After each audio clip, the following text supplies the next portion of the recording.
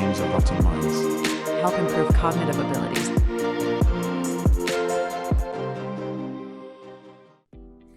Hello, it's Josh. Welcome to another original Total Tech Talk AI debate. With me, as always, is Martin, and today we're going to be debating, are video games rotting your mind? Yeah, that's right. But let me first take a second to say hello and welcome to all the new subscribers we got in the last video. It was really nice to see you all, and we appreciate all the comments and suggestions that we got. There was some really good one in there. Absolutely, yeah. I got all those recorded down, added to our topic list, so we will be doing some of those really soon. Yeah. Looking forward to that. But let's go ahead and get started with the debate, all right? All right, so this is going to be a little different. We're going to be sticking with Prometheus. There was a little bit of a hiccup with ChatGPT, not really sure what, but having to start a new Prometheus. That's why you see it's empty. I kind of wanted to keep with the character, but it's fine. So we've got Prometheus is going to be ChatGPT 4 on the left, and you see a little bit of Herika on the right, who taps into ChatGPT 3.5 Turbo. So we're going to see how the two of these guys interact with each other. The recording is going to be a little different for Martin and I, but I'm going to do the best I can to kind of edit this into a real feeling conversation, as always. So I'll touch on what Herika is towards the end of the video, but we're just going to go ahead and get started with the debate. So, starting with Prometheus, we are beginning a debate on the topic, are video games rotting your mind? You, Prometheus, will be arguing that video games are rotting people's minds, whereas Herika, our ChatGPT 3.5 AI character, will be arguing that video games are not rotting your mind. Please begin with your first arguments. And Prometheus says, Thank you for the introduction. The topic at hand is not only significant for today's generation, but also for the generations to come. I argue that video games are rotting minds, and here are my primary points. Reduced attention span. In a world dominated by fast-paced, high-reward games, the brain is conditioned to expect quick results. Over time, this can translate to a diminished attention span in real-world scenarios, making tasks that require prolonged concentration, like reading or academic studies, more challenging. Disconnection from reality. Video games often immerse players in fictional worlds. While escapism can be healthy in moderation, an excessive amount can lead to an inability to deal with real-life situations and challenges.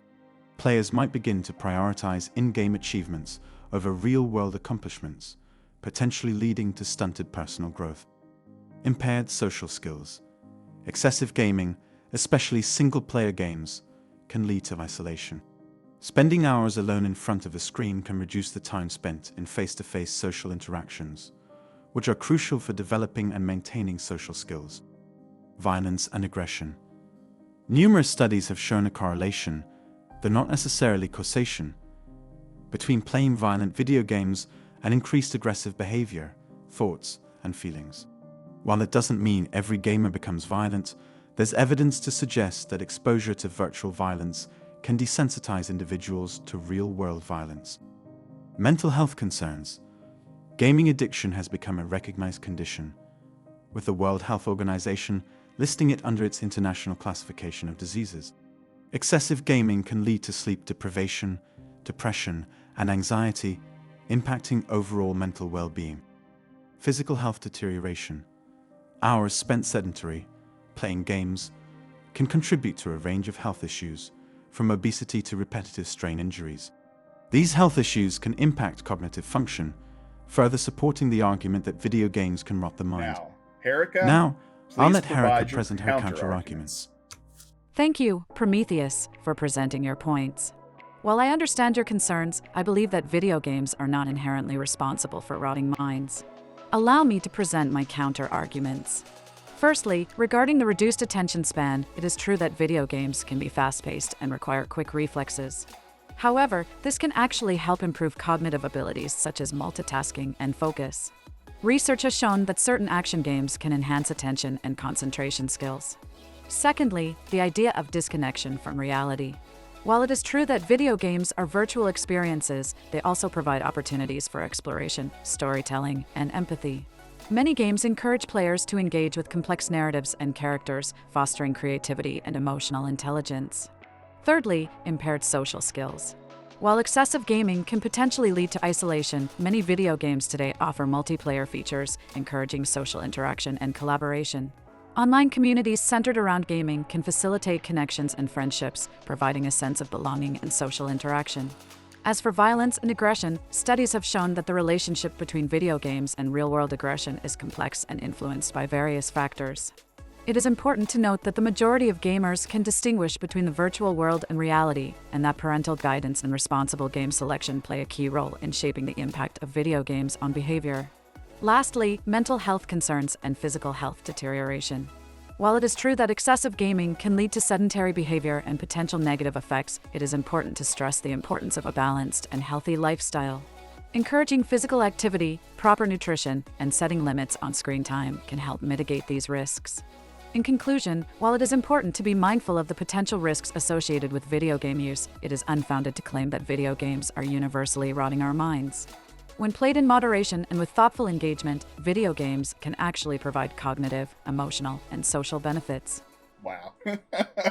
That's incredible. Yep. I love it. Yep. And that saves me some credits with Synthesia too. Yeah, exactly. a bit cheaper for us to make the videos in credits there and money. I have a lot of comments to that, but I will add them up at the end of the video. So I think we should let Prometheus respond back to some of that. Certainly, Herika. Your points reflect the multifaceted nature of video games and their impact on the mind, and I appreciate the nuance. However, there are still concerns I'd like to discuss further.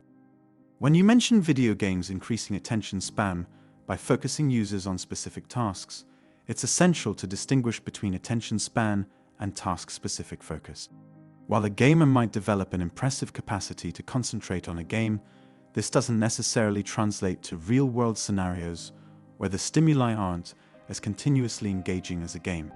The brain's conditioning to the immediate feedback loop in video games might make more mundane tasks, such as reading an article or listening to a lecture, feel dull and harder to concentrate on. Regarding your point about online and multiplayer games enhancing social skills, while these platforms indeed allow for interaction, it's essential to differentiate between online socialization and face-to-face interactions. There's a depth and richness in real-life social interactions, reading body language, interpreting tones, and sharing experiences, which online gaming can't wholly replicate. Plus, while online communities can be supportive, they can also be hotbeds for cyberbullying and toxicity, potentially harming a player's self-esteem and overall mental well-being. As for violence and aggression, you're right. Video games shouldn't bear the full brunt of the blame. However, the potential for desensitization to real-world violence remains a concern, especially when individuals are repeatedly exposed to violent imagery. While external factors play a role in aggression, it's hard to ignore the correlation between violent video game exposure and increased aggression in some individuals. Lastly, while moderation is indeed the key, the design of many video games doesn't encourage moderation. Game developers often create mechanics that promote continued play, from rewards for logging in daily to the well-known just one more turn loop in strategy games. These mechanics can make moderation challenging for many players. In essence, while video games have their merits and can be enjoyed responsibly, it's essential to be aware of their potential pitfalls when discussing their impact on the mind. Prometheus, I appreciate your point about the potential for desensitization to violence. While there may be a correlation between exposure to violent video games and increased aggression in some individuals, it's crucial to consider that correlation does not necessarily imply causation. There are many other factors at play, such as individual predispositions, family and social environment, and mental health factors. It is unfair to solely attribute increased aggression to video games without considering these other variables. Additionally, it is important to note that the majority of individuals who play video games do not exhibit increased aggression or violence in their behavior. Moreover, studies have shown that the impact of video game violence on aggressive behavior is relatively small compared to other factors such as family dynamics and socioeconomic status. Furthermore, it is worth mentioning that video games have undergone significant advancements in recent years, with increasing emphasis on positive and educational content. Many games promote problem-solving, critical thinking, and creative skills. In fact, some studies suggest that certain types of games can even help reduce stress and improve mental well-being. Rather than blaming video games as the sole cause of aggression, we should focus on promoting responsible gaming habits, fostering open communication, and addressing the root causes of societal violence. This way, we can ensure a balanced perspective on the effects of video games while acknowledging the broader complexities of human behavior and its influences. That's a good one. Yeah. I actually think she wins. Yeah, it's interesting, with Prometheus being ChatGPT 4, and we got Herika here using ChatGPT 3.5. I was actually expecting Prometheus to provide much better arguments. But I'm maybe a little biased because I play video games, but I likewise. Let me know down in the comments what you think. Did Prometheus win this one, or did Herika win this one? My personal opinion is I think Herika knocked it out of the park. Yeah, I think so too. I think it was a lot better, and I think the good point here is something we didn't really touch on. That this is a character that's run in the Skyrim engine that talks to an AI. I think that's AI uses ChatGPT version 3.5. So we hoped that she would win. Certainly I did. We didn't talk about it beforehand, but I was betting her. I wanted her to win. And I wanted to just mention that one of the points earlier that she said about the social issue, and that's actually related to us, because people watching this might not know this, but we started to talk to each other because of Fallout 4. You haven't seen my videos on Fallout 4 and some other videos on my own YouTube channel, and we have never actually met in person. For the people who don't know, we're sitting each side of the Atlantic, and during the pandemic we played Fallout 76 and we quite a lot. We said we're never going to get to 1,000 hours, and we did during the pandemic. It's so embarrassing, but that was very much a social thing, because we were all stuck at home. We couldn't do anything, and we just jumped in there. We spent half the time talking about something else while playing the game, right? And we explored Appalachia and had great fun doing that. That's absolutely right. Yeah, I mean, we used Fallout 76 more as an interaction tool. Yeah, I mean, we were talking about all kinds of stuff, and then it kind of evolved into, we both like games, we both like editing videos, and eventually Total Tech Talk was born. So. Exactly. So I'll say online gaming did a lot of good there in the times where things were not so fun to be in. So So I just kind of, I imagine people will be interested. So I just wanted to touch a little bit before ending the video on how this Skyrim mod and what my opinions of it and what I think it's going to do for the gaming industry. It took a little time to get this set up, and me being in IT for over 20 years now, it was a chore for me to get that set up. There are a lot of moving parts to get this working, but if you're interested, I'm happy. I'll share videos that help me out to get this working if you're a Skyrim player. But this is a video game that was released November 11th, 2011. 11/11/11. That's an easy date to remember. But over a decade old, and I mean, there have been people that have been playing Skyrim that entire time, but until a few months ago, there wasn't a interface like this in any video games that I'm aware of that would take your voice, speak into it. It takes a speech to text engine. It takes my voice, turns it into text, and then it feeds that into ChatGPT 3.5 on OpenAI's API. And then it gets the text response from ChatGPT and then uses a text-to-speech Azure platform that converts the text into an audio, which is what you're hearing when Herika is speaking, and you can see, there's some disconnects here and there between her mouth talking and the actual words. I did see a couple times where the audio from the voice was still coming through and her mouth was closed, but those are just, it is what it is. Yeah, those are just little inconsistencies between the mods that people have developed and the game itself. Again, like I said, there are so many moving parts with this. It's really incredible what it's capable of. But I would like to think about the perspective. Now, we talked about, personally, we played our Fallout 76, but any other online game where you're not onto a server and an open world as it is, where you're talking to NPCs and they have the fixed lines, and once those are done, the game is sort of over, and you know what they're going to say, you know what's going to happen. Imagine using GPT for those NPCs, and they don't even need text to speech as such, they kind of do, but if they know what you've been doing in the game, I mean, you could just walk around forever and they would come up with something. Of course, they need to tie it down a bit, but imagine an open world multiplayer game with NPCs, and the NPCs are using some GPT for their communication. That would be, you would be in there forever. Yeah. Always something new to talk about with someone.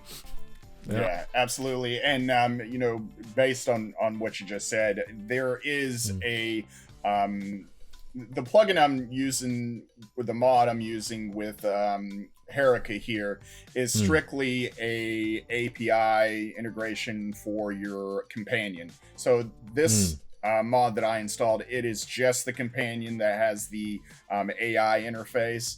All the NPCs, every other character in the game is still just those canned responses. However, there are mods that they've already developed for Skyrim where all the NPCs in the game, you can have conversations with them. You can walk up to a generic vendor or a blacksmith, that normally would be like, hey, what do you want to buy? And that would be it for every single one of them.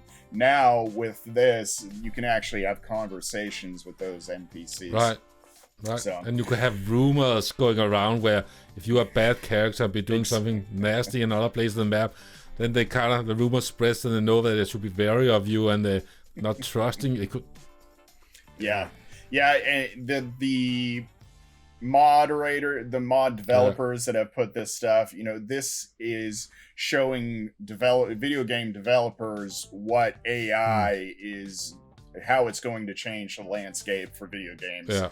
I think it's going to be massive. Yeah, and I know with this there is expenses involved, so certainly, at least starting out with these video games, if they start implementing systems like this, tapping to AI, there would absolutely have to be a monthly subscription, and likely based on usage too, starting out. Yeah.